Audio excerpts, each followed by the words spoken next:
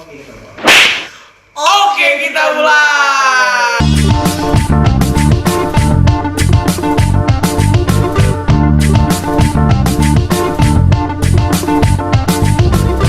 Assalamualaikum warahmatullahi wabarakatuh. Waalaikumsalam warahmatullahi wabarakatuh. Kembali lagi bersama saya Ewo. Gue sebelah kanan Ewo ya. Kembali bersama saya Sule Dan saya Dimas Eri Prabowo alias itulah pokoknya. Nah, tentunya tetap di podcast kita yaitu Om Tampol. Dan ini apa nih?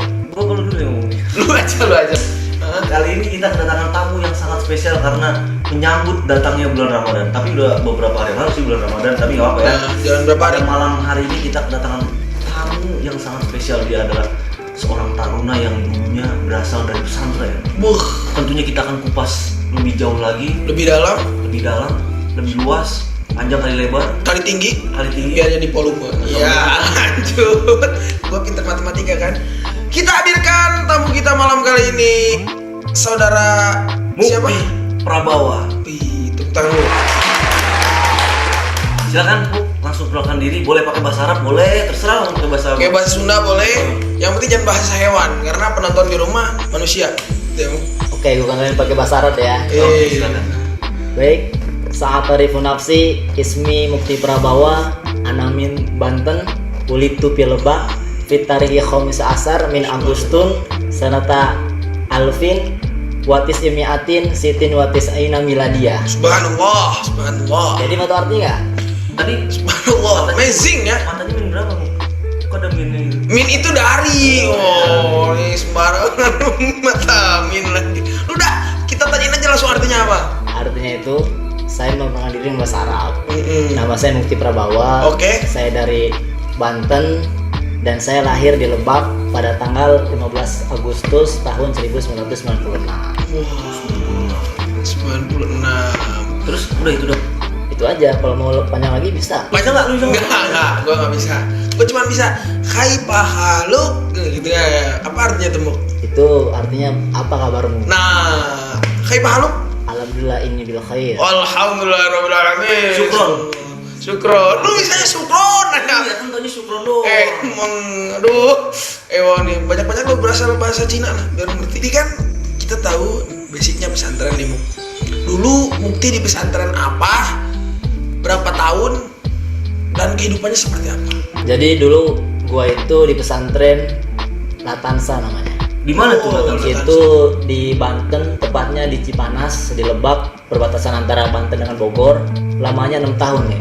6 tahun. Berarti dari SMP sampai SMA. SMP sampai jadi lulus SD, gua langsung masuk pesantren Latansa itu. SMP SMA gua di Latansa. Di pesantren itu berarti asrama ya, nggak pulang ke rumah ya? Asrama nggak pulang Sama Wah, lah pesantren. berarti- Ada pesantren yang balik ke rumah. Ya mungkin ada, gue juga nggak tahu. Tapi kan maksudnya dari SMP udah asrama, masuk akpol asrama Asrama lagi. Wah, udah Berarti total udah 10 mau tahun ya. 10 tahun asrama gua berarti. Udah hidup mandiri banget ya. Kehidupan di pesantren tuh berarti ada perbedaan nggak sama di akpol nih? Nah, setelah gua masuk Akpol ini ya, Iya. ternyata emang kehidupan di pesantren itu sudah melatih gua untuk bisa hidup di Akpol ya. Wow, keren. Malah mungkin di pesantren itu otomatis kita biasa hidup mandiri, tambah lagi di Akpol bisa menjalani. Nah, hidup itu dia. gitu.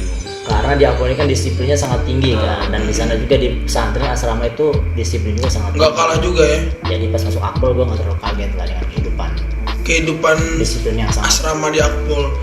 Iya nih, kalau gua denger tentang Latansa, ini pesantren kayaknya cukup terkenal deh, dan mungkin salah satu, kalau gua nggak salah, Ben Wali bener nggak sih dari Latansa? Nah, itu benar tuh.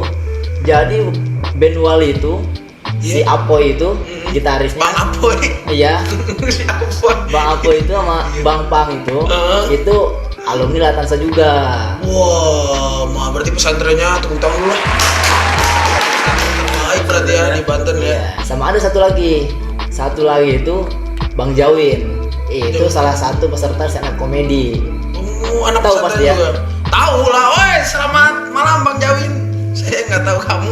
Ya, lanjut lagi. Tapi kenapa lulus dari Latansa keluarnya jadi gitaris sama jadi stand up komedi mu? kan nggak ada korelasinya gitu loh. Nah, memang filosofis Pondok Pesantren Latansa itu pendirinya itu kan Kiai Haji Ahmad Rifai Arif. Sekarang itu pimpinan pondoknya Kiai Haji Adrian Rahmatullah Karim. Nah, memang filosofis pondok itu jadi sesuai dengan surat Al-Qasas ayat 77. Apa tuh? Jadi bismillahirrahmanirrahim. Wabtaghi fi ma ataqallahu darul akhirah wa la tansa nasibaka minad dunya wa ahsin kama ahsanallahu ilaik wa la tabil fasada fil ard innallaha la yuhibbul mufsidin. Jadi intinya Pondok Pesantren Latansa itu carilah anugerah yang telah Allah berikan di negeri akhirat, tapi jangan lupa nasib kamu di dunia. Dan pimpinan pondok gue juga sering mengajarkan bahwa santri itu tidak mesti jadi kiai. Iya.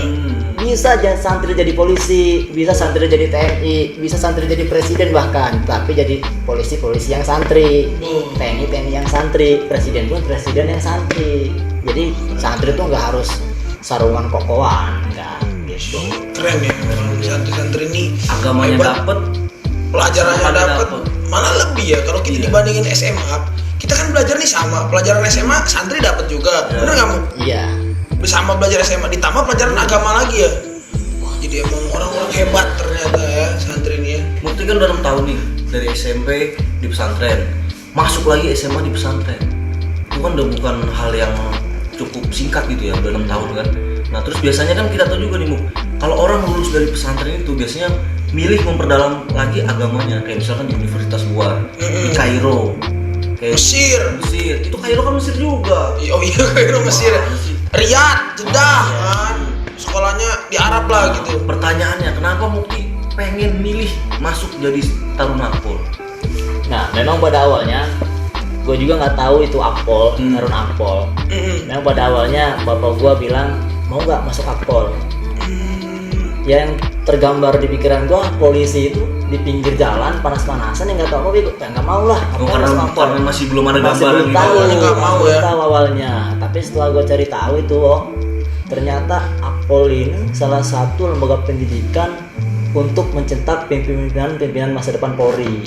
Nah di situ gue tertarik gitu Le. Iya. Kenapa tertarik? Karena kan salah satu tugas daripada manusia itu adalah menjadi khalifah. Bener, khalifah. Khalifah Allah di muka bumi ini. Bener. Jadi salah untuk menjadi pemimpin di muka bumi ini. Bener. Nah makanya artinya kalau kita menjadi pemimpin kan insya Allah bisa membawa anggota-anggotanya menjadi yang lebih baik sama ke depannya. Mantap sekali, mulia sekali ya. Masuknya pun juga ada alasan gitu ya. Cita-citanya mulia masuk Akpol ya. Walaupun awalnya nggak tahu, tapi karena dorongan dari orang tua dan dia sendiri juga kepoin Akpol, akhirnya pengen masuk Akpol. Nah ngomong-ngomong, berapa kali tes Akpol? Jadi gue tes Akpol itu 2 kali Le. 2 kali. 2 kali.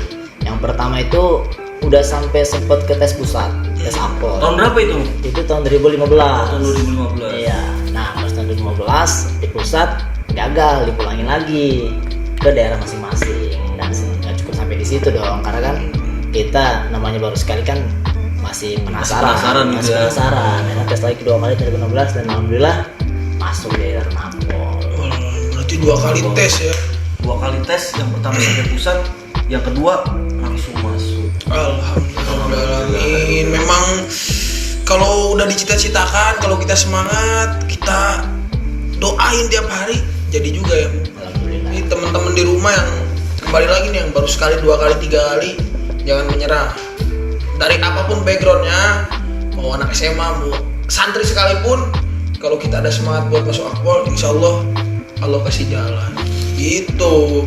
Nimu kan setelah masuk Akpol, tentu kan kehidupan kan berbeda. Adalah perbedaan dengan kehidupan di santri gitu kan. Nah, lu kan banyak belajar tentang agama di santri, tentunya mengaplikasikan tentang agama tersebut di Akpol nih. Apakah amalan-amalan yang lu belajar di pesantren itu lu tetap bisa dilakuin di Akpol? Ya jadi memang ada sebagian amalan yang masih gue lakukan selama gue pendidikan di Akpol ini. Iya. Jadi seperti sholat sunnah duha gitu kan, seperti sholat sunnah sebelum tidur, kan ada tidur sebelum tidur kan, wudu dulu sholat ya kan. Terus ada Alhamdulillah gue masih sering baca namanya surat Al-Mulk dan surat Al-Waqiah. Oh, surat Al-Waqiah itu yang surat ke-56 dia. Wih, lu hebat ya. Kok lu bisa tahu surat 56? Kita juga memperdalam agama sama di sini. Emang ya. Kita nggak boleh diam aja sama di sini. Gua kira itu bahan gua tadi ya. Harus menyeimbangkan antara dunia, akhirat, dan jodoh. Ternyata kita satu ini juga hebat ternyata agamanya. Bener mau surat ke-56? Ya benar Al-Waqiah. Saya juga lagi mau nyoba ngapal, Bu. Cuman baru sampai ayat kedua insyaallah. Alhamdulillah udah lancar. Ayat pertamanya apa? Nggak usah di sini dong. Oh, dari sini. Nanti aja. Kelihatan bohongnya teman-teman. Oh, Al-Waqiah dan Al-Mulk. Al-Mulk.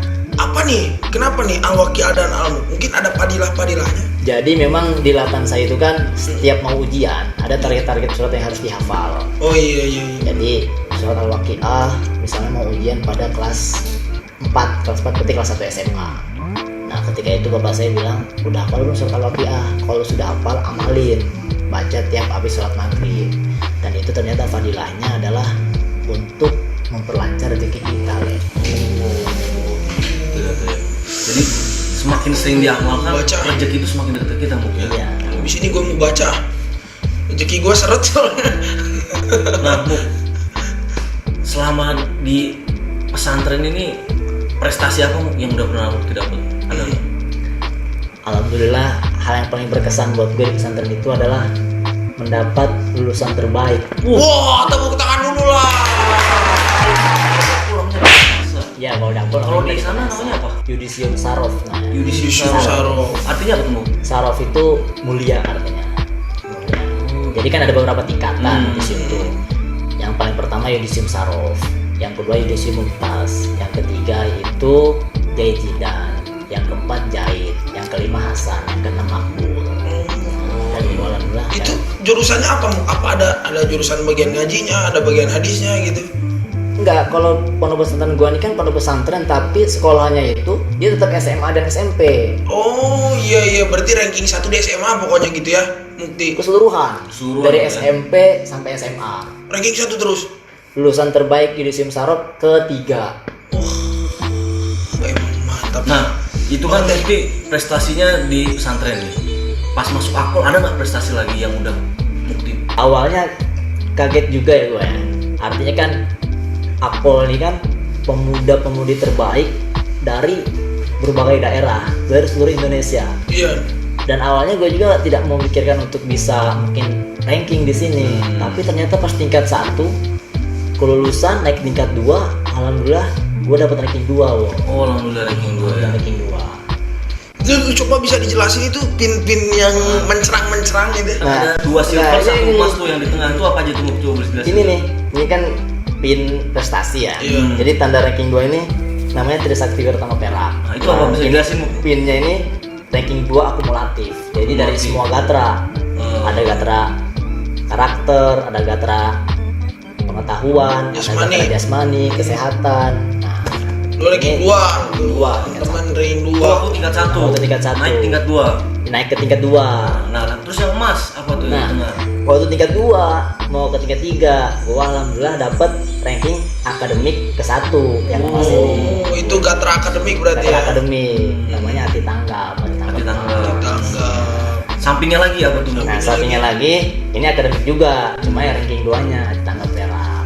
Itu dari tingkat 3 naik ke Ini dari tingkat 3 ke tingkat 4. tingkat 4. Terus kalau tali itu, tali kan kalau di kita tahu sendiri nih, kalau di Akpol ini kan melambangkan sebuah jabatan. komando, gitu kan. jabatan. Mangkok. Bisa juga. jelasin nggak? Ini yang jabatan yang Mukti emban saat ini dengan tali warna biru dan kuning ini. Nah, memang tali jabatan namanya Kabak Sunda kalau dulu. Tapi kalau sekarang itu namanya Kasimin. Kasimin, kepala seksi administrasi. Orang nomor berapa tuh? Orang nomor berapa? Ini orang nomor setelah Kasiop tuh nomor 7, bukan nomor 8 gitu. Orang nomor 8 di akademi Dan kepolisian. namanya ini pejabat meja atas gitu ya. Iya benar. Pejabat meja atas kan ada 13 tuh pejabat meja atas. Dan salah satunya yang gua alhamdulillah. Alhamdulillah. Berarti prestasinya nggak cuma di pesantren, tapi pas masuk Akpol juga berprestasi, malah dengar-dengar ini Mukti nih calon ini Le ya. Di calon Makayasa Makayasa juga ya. nih. Baru calon. Baru calon Kan ya. baru Kita calon. doain sama-sama ya. Sama-sama ya, semoga keberkahan selalu memberkahi Mukti dan keluarga. Amin. Amin. Dan kita semua. Oh iya, dan kita semua tentunya. Nah, di tengah bulan Ramadan ini kan, Mu, kita juga nggak bersama keluarga yang mungkin perbedaan-perbedaan yang Mukti rasakan nih di Ramadan di sini sama di pesantren sono, apa nih perbedaannya? Memang kalau secara umum, kalau di bulan Ramadan itu kan banyak kegiatan-kegiatan yang mungkin dikurang ya, Iya, karena untuk difokuskan pada ibadah. Sama halnya seperti di Akpol ini. Di Akpol ini kan mungkin ada kegiatan-kegiatan yang difokuskan untuk ibadah, karena di bulan berkah ini seperti tadarus. Jadi banyak Wah, ini waktu-waktu benar. yang luang untuk bisa melakukan ibadah di bulan Ramadan ini, ya kan? Tapi kan karena pada saat ini sedang ada yang namanya penyakit yang mewabah, ya kan, virus corona itu kan, mungkin ada kebijakan pemerintah bahwa sholat taraweh pun untuk dilaksanakan di rumah, dan Akpol ini pun sudah mengikuti apa yang Iya. menjadi kebijakan pemerintah. Betul. Kita jadi Jadi melaksanakan ibadah ibadah di di kamar kamar masing-masing ya. masing-masing, tapi tetap tidak mengurangi kekhidmatan untuk menjalankan ibadah di bulan puasa ini. Apa juga kita tahu ya, kita tetap juga menjalankan ibadah. Banyak kegiatan-kegiatan yang mungkin di pesantren juga ada. Bisa contohin nggak, Mu? Kayak misalnya malam Jumat tetap ada kita. Coba dijelasin dong, Mukti yang jelasin lah. Ya, jadi kalau kegiatan yang ada di pondok pesantren sama di Akpol ini sama seperti malam Jumat. Malam Jumat itu kan kita ada baca yasinan, ya kan, mendoakan orang tua kita yang di rumah, sama seperti di Akpol ini. Jadi memang menurut saya di Akpol ini tidak kalah seperti di pesantren untuk masalah hal ibadah. Iya benar. Karena apa? Selain kompetensi yang harus dimiliki oleh para taruna ini untuk menjadi pimpinan Polri masa depan, bahwa taruna juga harus bisa meningkatkan takwanya kepada Tuhan Yang Maha Esa, kepada Allah SWT. Iya bener, itu yang paling utama kan, the grand why-nya itu, meaning and purpose-nya. Kalau kita kemarin belajar di SQ, bener nggak? Betul. Tanggal ke-7. Kita udah di tangga ke-7 bahwa siapa kita? Kita adalah hamba Allah Subhanahu Wa Taala. Berarti tujuan hidup kita hanya untuk Allah Subhanahu Wa Taala. Gitu. Nih kan? Terus momen-momen Ramadan di Akpol nih yang dirasakan Mukti ini apa aja, ada nggak? Momen Ramadan di Akpol itu yang jelas saat ini berbeda ya. Berbeda ya. Kalau dulu kan kita itu kan sholat tarawih di masjid. Itu dulu waktu kita tingkat 1, tingkat 2, tingkat 3. Tapi karena saat ini sedang ada penyakit yang mewabah, kita harus tarawih di kamar masing-masing, ya kan? Dan tadarus pun di kamar masing-masing. Lebaran pun kita kamar masing-masing. masing-masing di Akpol. Tapi kalau bisa Lebaran nanti kita ya minimal bisa bercengkrama satu dengan lainnya gitu mungkin. Iya sih. Ada batasan gitu. Bener. Karena kan kalau misalkan Lebaran di kamar masing-masing, feel-nya itu kayak ada yang hilang gitu. Iya, pasti ada yang hilang. Tapi menurut saya Proses masih sendiri jadi. ada positifnya juga. Apa positif? Positifnya dari semua ini, mungkin bagi teman-teman kita yang di rumah ataupun masyarakat yang di rumah, mungkin ketika belum ada penyakit yang mewabah ini sibuk dengan kerjaannya, Iya bener. sampai-sampai menghabiskan waktu kerjaannya dan jarang meluangkan di rumah. Sama keluarga.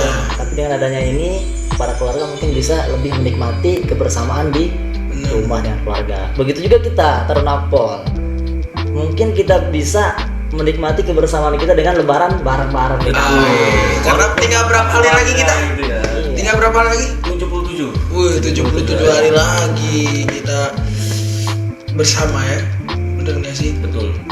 Emang ya suasana Ramadan kali ini dengan Ramadan berbeda, momen berbeda, tapi kita harus ambil sisi positifnya. Ada permintaan nih Waduh, apa Om? di DM Serwong Tampol. Oh, gimana Om Pedro? Bang Mukti mau denger Bang Mukti apa nih melafalkan ayat Al-Quran.